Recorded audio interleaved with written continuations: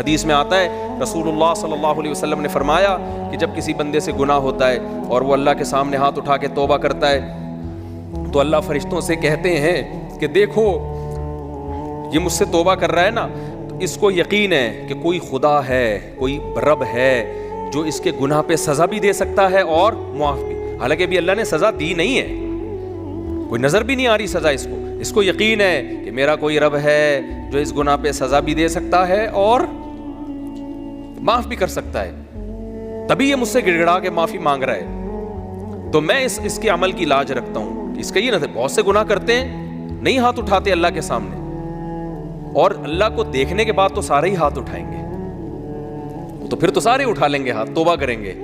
अल्लाह कह रहे देखा नहीं है इसने, मेरी आयात पर ईमान लाया है, मेरी निशानियां देखकर, मेरे पैगंबरों की दावत पर लब्बैक कहा है, तो इस अमल की लाज रख के मैं इसकी तौबा को कबूल करूंगा। हदीस में आता है फिर वो दोबारा गुनाह करता है, फिर दोबारा अल्लाह के सामने आके माफ़ी मांगता है। अल्लाह कहता है दोबारा गुनाह हो गया, फिर माफ़ी मांगना इसकी अलामत है, इसको यकीन है कि मेरा कोई रब है जो गुनाहों पे सज़ा भी दे सकता है और जज़ा भी दे सकता है, माफ़ भी कर सकता है।